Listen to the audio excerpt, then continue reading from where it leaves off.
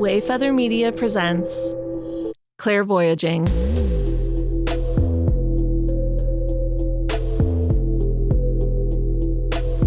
Hey, hey, hey! Hello. Welcome to Clairvoyaging. Boom, boom. Yo. Oh, Yo. we're really feeling that right now. Good morning, Lauren. It's morning today. It is morning. Good morning, Frank. I heard it's morning every day. There is a morning every day. Guess what we're talking about today? Tell me. Well, we only did part one of the 2 parts of Carolyn Swift Jones's interview. Yes. And boy, oh boy, did I enjoy it. Me too. Man, she's just a lovely wealth of information. That's a word, right? Wealth of information. Did you spell it with an F at the end? That's what I thought I heard. I did not. All right. No. Hey, give us some updates quick before we get into it. Okay. Someone bought us a coffee.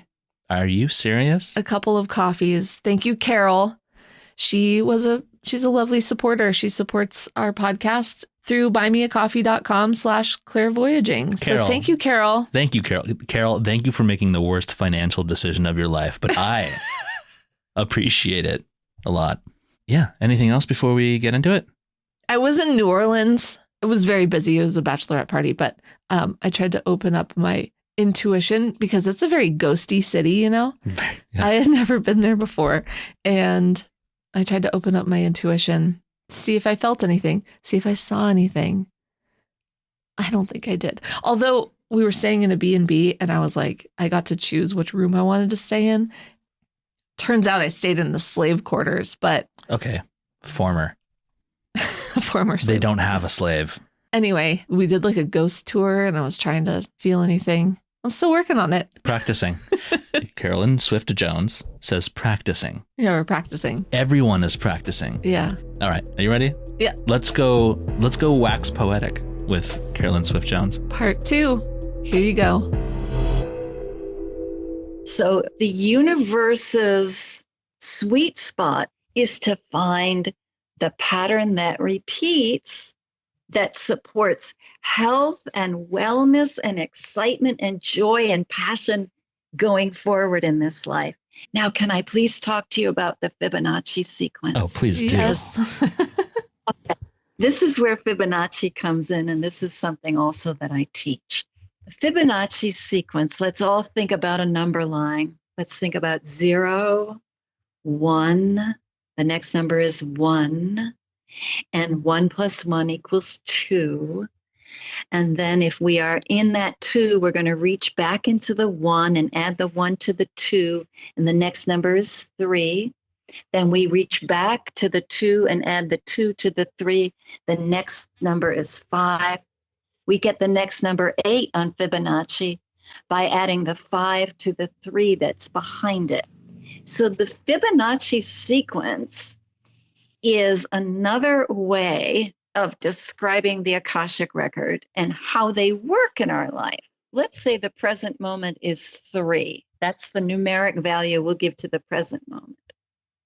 And so we have the number 2 behind us. That's in our Akashic records. So when we combine what's 2 to 3, we're naturally evolving forward into 5. And so forth and so on.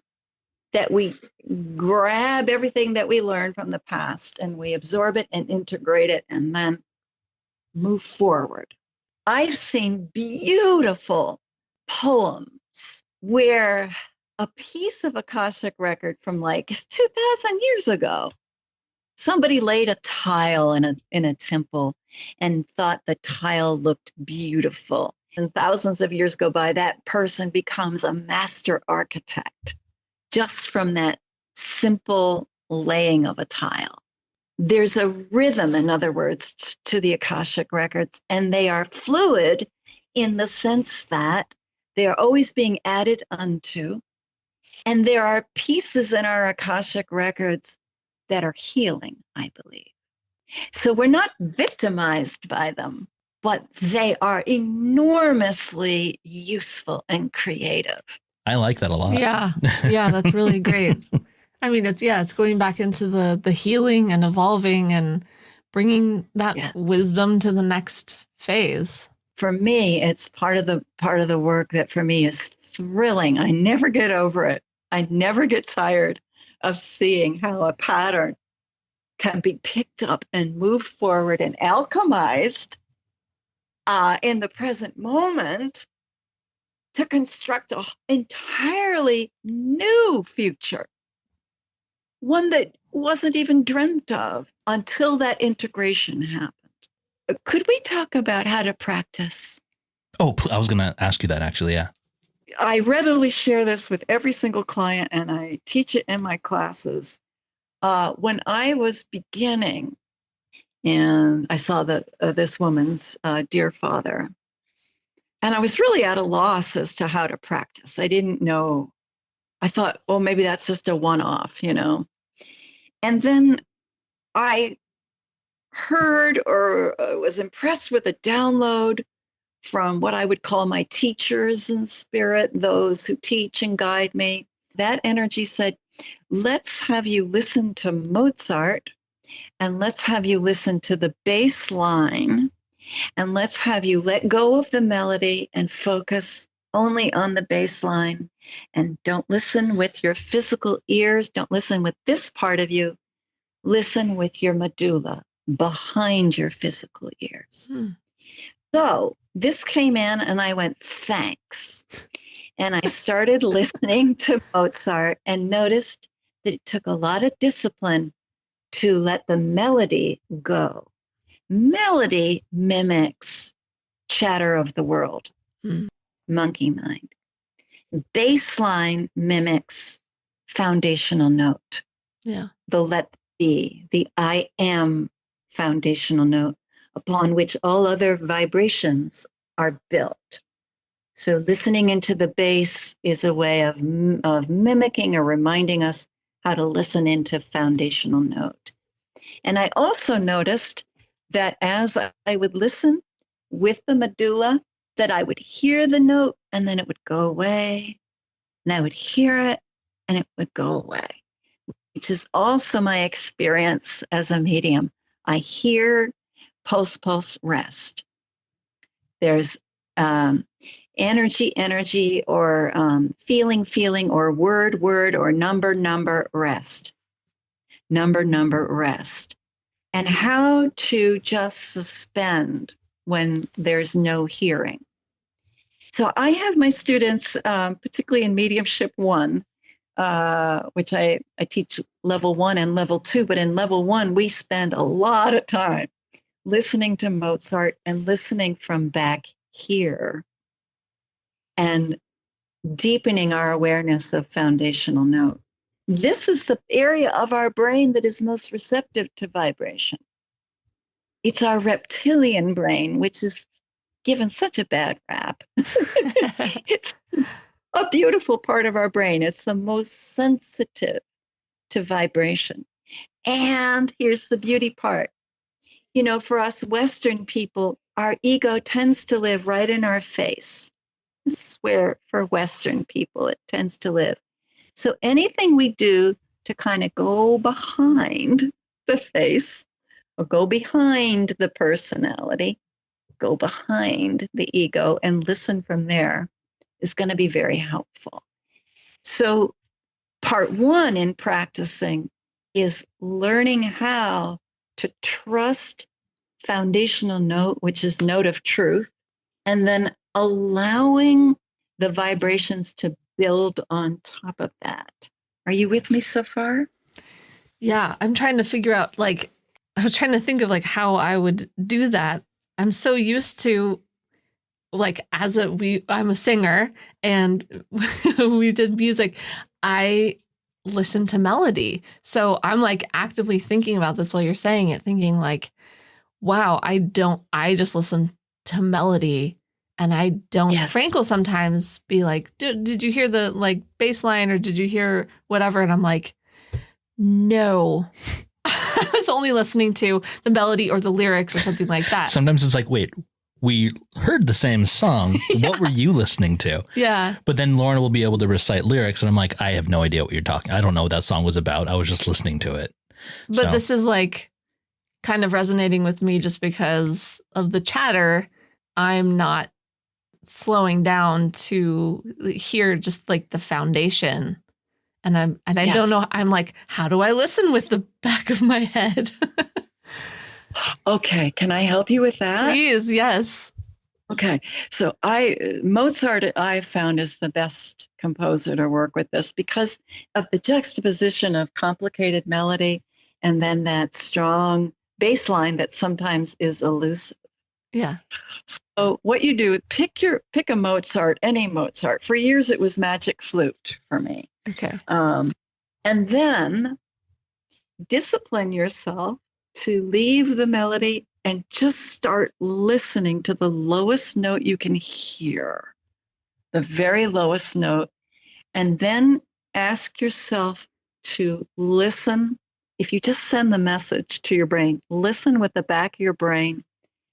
You'll know you're doing it when you get a little pressure back here. Okay. And if it's a little bit, it's an exercise. So as soon as it begins to, there's pressure or you get a little headache or something, you're doing. I was about to ask you if it can get exhausting. You're pointing something out to me that I actually have experienced quite a few times. So this is fun. Oh, good. Oh, good. So you can use that as a medium. Now that I know what it is, I don't know if I would have identified that as any kind of mediumship. But I was just talking to Lauren last night about how sometimes when I'm helping somebody or like talking through something with them, I can't look at them. And I know a lot of times people take offense to that because I'm not making eye contact, but I literally have to look away and actually like to fully process what's going on, ego removed. And a lot of times it does feel like it's coming from, and I'll be tired afterwards. I'll be like, my head hurts. I just want to lay down. I should stop talking. I should let Carolyn talk more because she's going to teach one of the it things that we've noticed, I say we, the collective around that teaches mediumship has noticed is that a practicing medium tends to lose potassium in their bodies. And got to get those bananas. Yeah. We had them when I was in seminary and studying mediumship and applying to get my mediumship papers. They had bananas. Whoa. And I'm sure I have my prunes every day, which are full of potassium. That's amazing. For that reason.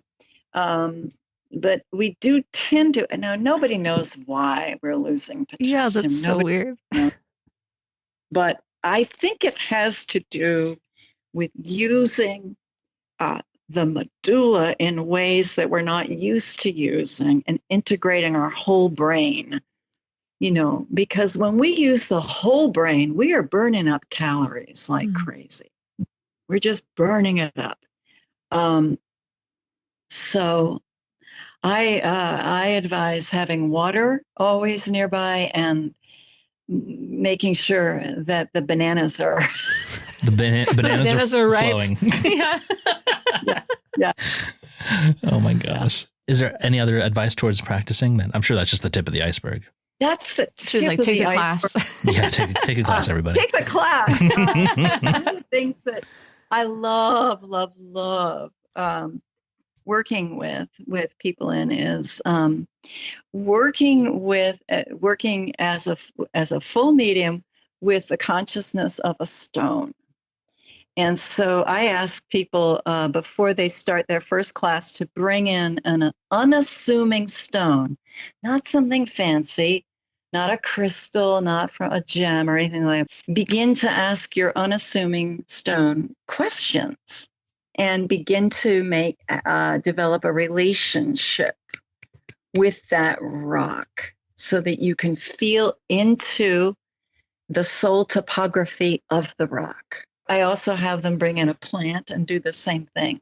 Automatically, what happens when I work with the stone, my ego easily relaxes. And the same thing with a plant is that plants really don't have egos. They have personalities, but they're not driven by fear. So working that way and practicing that way and using the magic words, tell me more. Where have you been? Where did you come from?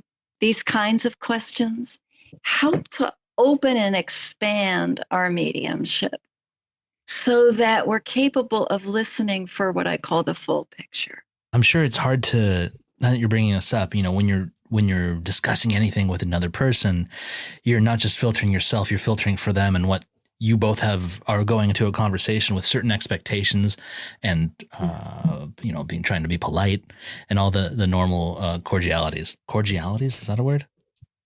Yes, God, I think it is. It is now. And yes. Talking to rocks would be so much easier. And in like a week, you're gonna hear all my friends will be rocks, only rocks. It would be like, it's such a good practice to do that, because I've heard from various places how materials can like record, I guess. Like the audio engineer in me says, well, if everything is vibrational, everything vibrates through these things that have been here for longer than I have. So why not? Yes. Why wouldn't that make sense? Yeah. Yeah. Yes. Do you ever find that like your students are, is there ever where you're just like, oh, they're making that up, or like, yes. Oh, yeah. I'm just curious about that. Like, oh, you are not connecting, and like, sorry, but I experience students saying, am I making this up? How do I distinguish? Yeah. What I teach, back to the idea of continuum, is I'll ask people to be careful not to separate what they think they're making up from what is foundational truth. And one of the reasons the Mozart exercise is so helpful is because when you listen to bass note, you'll hear it and then it'll go away. And then you'll hear it and it'll go away. And how you fill that gap is very important. And it's the filling of the gap where we tend to make things up. Mm. So, and I also encourage people to, well, what do you hear? Whether you thought you made it up or not, what did you hear? Right. And let's start with that. That's your opening. That's where the door is. So let's open that door.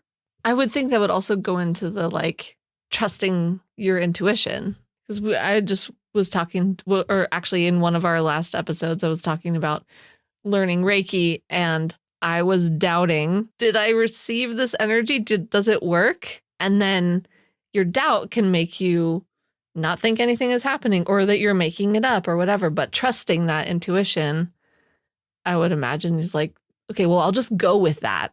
And then when you find that it's actually doing something, you should trust it. Can I give you a wonderful example? This just happened in a reading. I was working with somebody. She had so many people in fourth dimension that were coming in, and it was a little hard to separate all these folks. But at one point, one of the grandmothers kept saying, Tilly, Tilly, Tilly.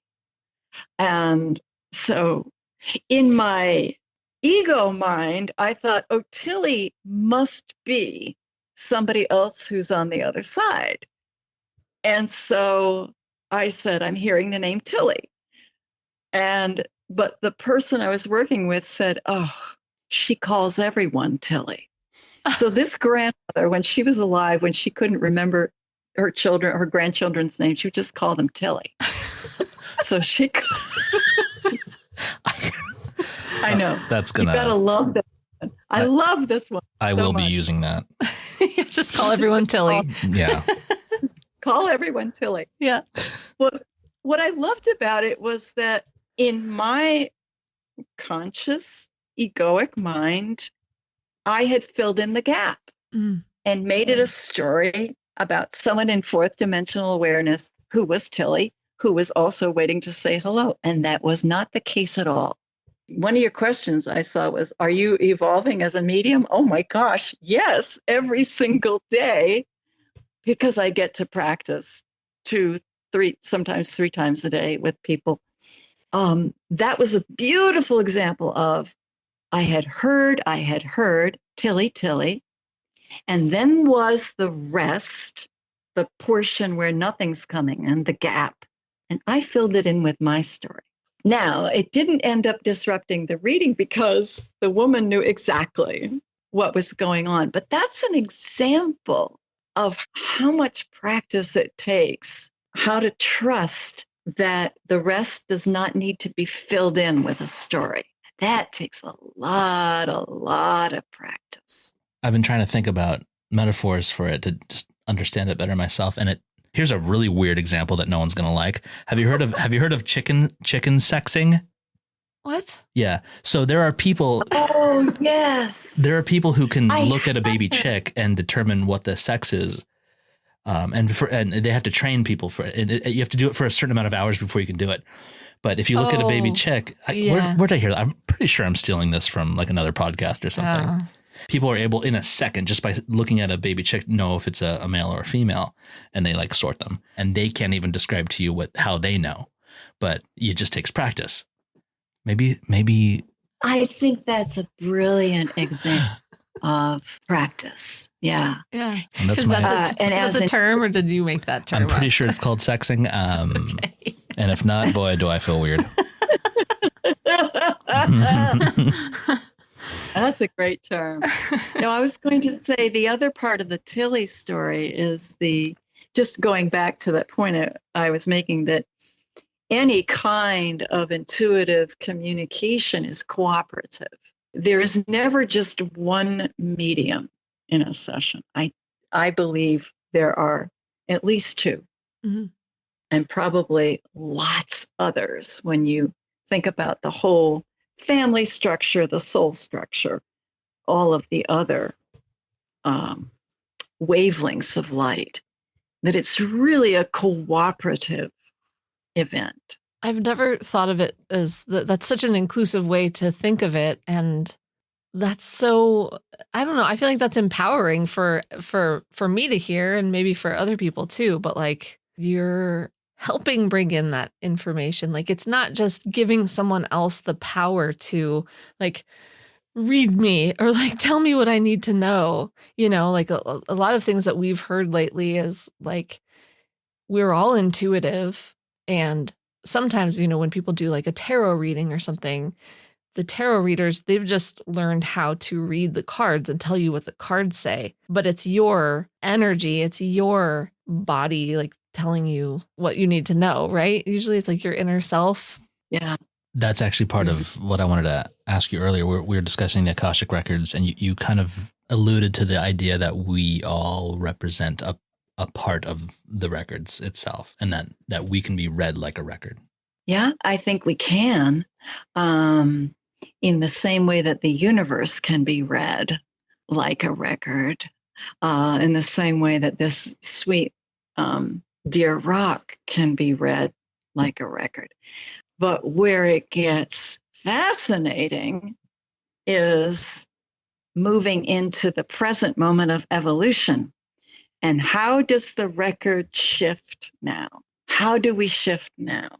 The universe pays forward. The universe is always evolving forward. And we're always learning from and growing from. But the other fascinating part is, where will this planet called Frank,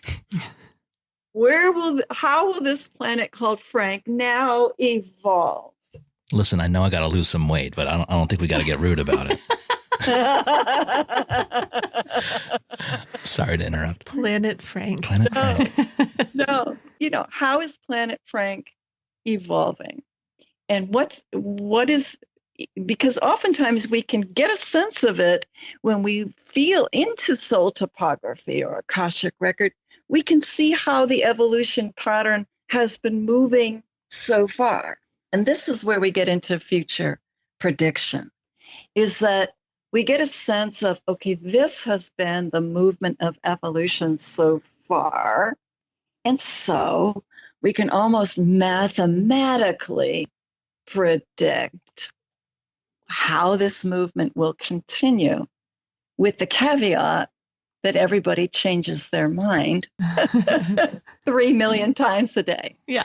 And everyone around you too. There's quite a variable there. Under that same concept, the way the records work, is it always currently recording, or can you look into the future in any kind of way, or is that just a future of possibilities and forks of potential? That's such a good question. Sorry, that's a big one. That's a great question. It's also case by case. But in terms of how we are preparing our records for the future, this is going to depend upon the spiritual habits of the person. So if you think of it as literally like, how are you going to prepare for your taxes? How are you going to prepare your records? Well, how disciplined are you with staying current, with your paperwork? How disciplined are you with staying focused on where you are right now? Noticing and leaning into this present moment, that's where your future is being created. And I do believe that there's an infinite amount of possibilities. It depends a lot on where our love wants to go. Where does love want to go? Where does the love we are want to go? For instance, when I was a young woman, love wanted me to be a writer, and then love wanted me to be a stewardess, and then love wanted me to be an actor. And I was that for a very long time. And then the love I am said, no, I want to be loving in a different way.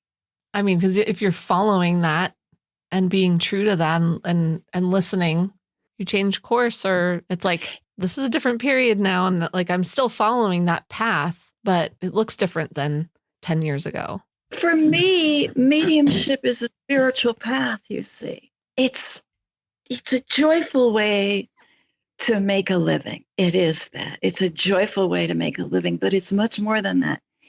It's a spiritual path. It's a commitment to see every single person in their wholeness, in the fullness of their divine potential. If I can do that, then I know I'm helping to create a more peaceful world. Yeah, definitely. Yeah.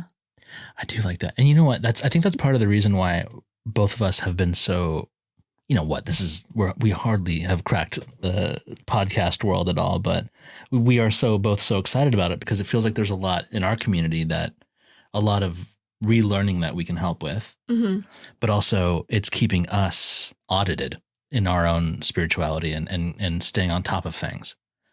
And yes, we're discussing it all the time now, and it's been we're up on our paperwork. Why do I understand what you are saying? Yes, yeah. To do this work, you do have to be audited. You do have to be very mindful of, where are my resistances? Where do I still believe that I am separate from divinity or separate from the universe? Because I'm a human being, so of course I believe it. There are places in me that still believes that. So yeah, it's being a person is hard. Like, it's easy to get distracted by all kinds of things. You know, like I've been in a situation where like I have been on top of all this stuff, and then I got busy with work and I forgot to like take care of myself and take care of my own well-being. And then I've gotten behind on my paperwork. I owe things now, and I'm way behind. I don't feel good about it. I have a lot of work to do to make up for time I allowed myself to be distracted from that. It's all part of the wellness circle. Just like you gotta, go on a walk or run or lift your weights to keep your body healthy. You gotta keep your spirituality healthy. Otherwise you get in a rut. Yeah. I've found myself like advocating for, like I said, I'm new to meditating relatively in the last like couple months. And I've found myself like advocating for friends or family. Like, you have been. She's a great advocate. Now she does I'm it all the time. Are you meditating? Are you doing a daily like meditate? I feel like this would really help you, and yeah, it's like, because it's a reminder for me as well. It's like I'm telling myself at the same time as I'm telling like my friend, and it's such a big part of that spiritual wellness and mental wellness and all that. Indeed. Yes. We started this podcast inspired by the event that happened with our niece. And it kind of made, some people in our family dig a little bit deeper. Like your light starts shining brighter and then other people's as well. So it's kind of been happening in our family and like friend group. We're finding that there's not very many resources for parents that are trying to navigate how to help a child that is potentially scared because they don't know what's going on, if it's their own mind or something from the fourth dimension. And yeah, do you have any like resource advice for parents? Yes, I love this question. And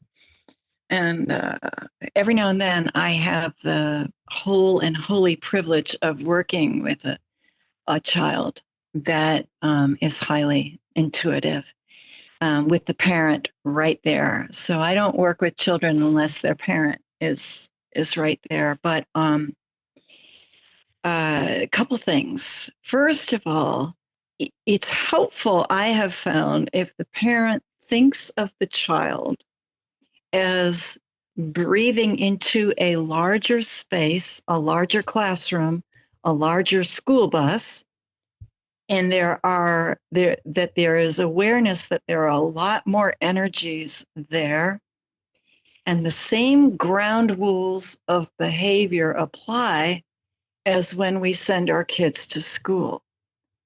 So we want to send our kids to school with practical guidelines in terms of how to establish useful boundaries and how to practice good manners. And so if a child is, for instance, meeting an energy they haven't met, I would want that child to remember that it's important to say, how do you do? My name is, what's your name?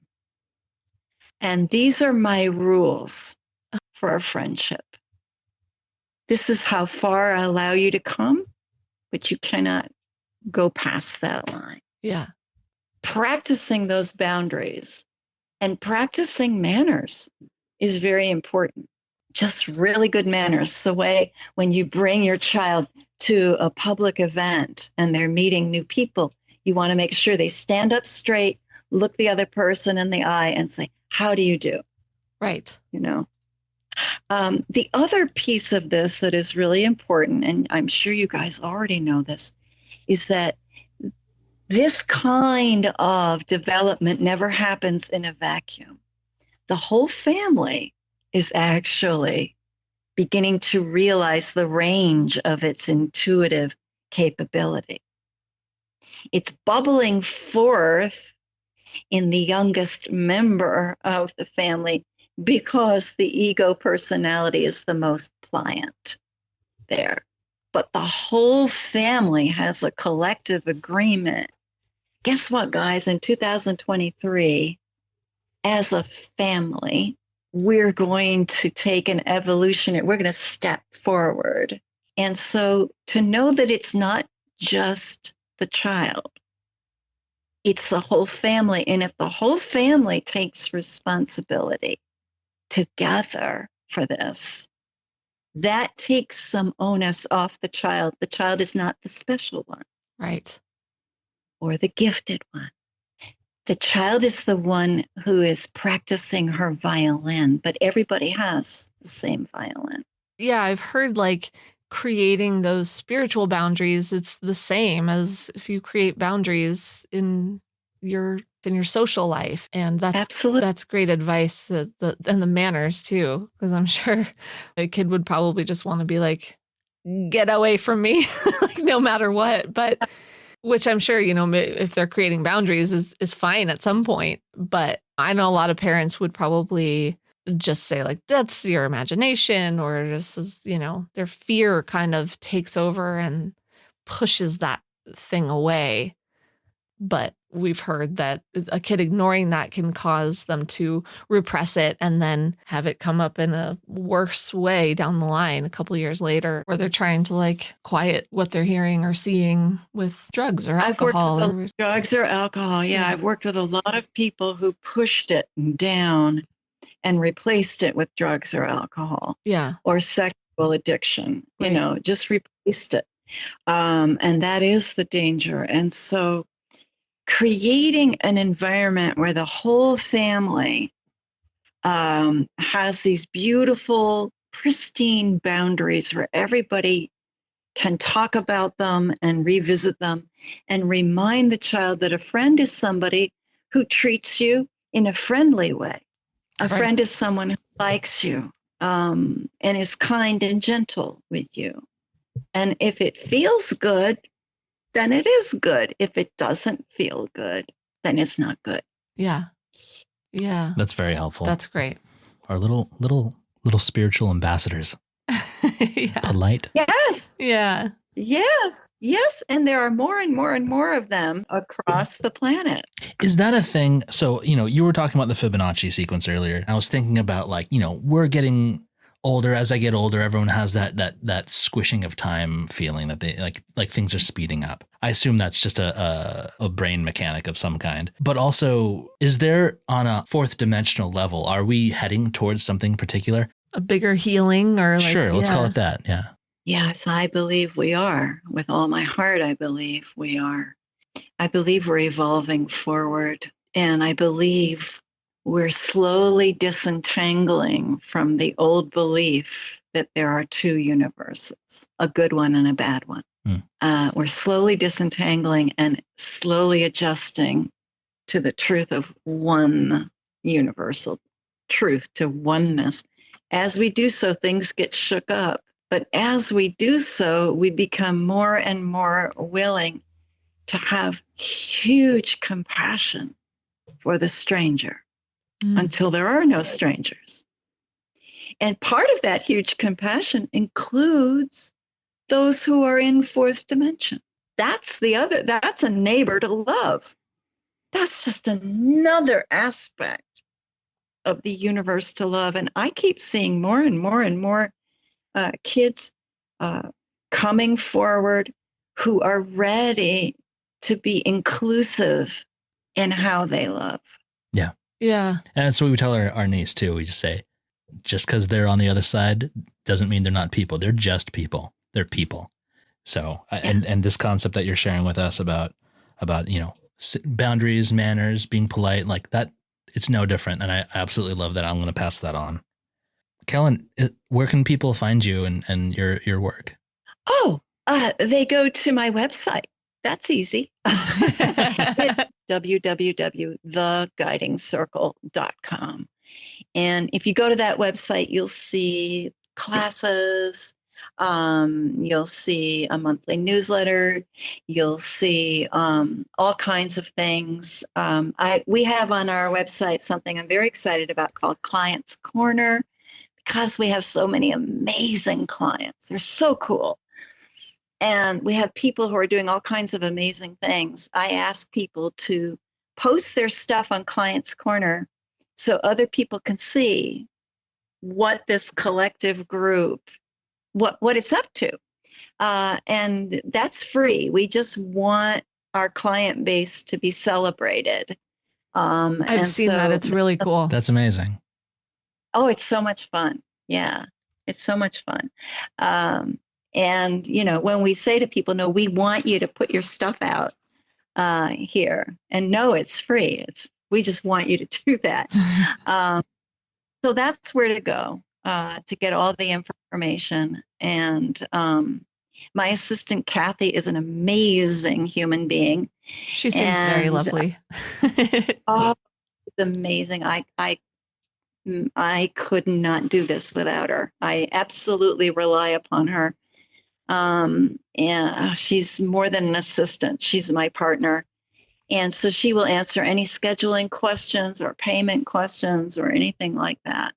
She's a beautiful human being. So Yeah. It was an absolute pleasure talking to you. Thank you so much for giving your time to us. Yeah, I could have kept talking and asking more questions Oh, yeah, for I'm so long. Definitely like cutting us off just because I want to be respectful here. But maybe would you be open to coming on again sometime in the future once we have developed more questions? Absolutely. Yes. Oh my gosh, you guys are so delightful. Oh, thank you. Thank you. This will probably end up being a 2-part episode because there's been so much. There's nothing to throw away. There's here. nothing it's all to throw great. away. You have just you've been just a fountain of information, and it's so cool. I think we can say we're all Swifties here now. Oh, that's not taken, right?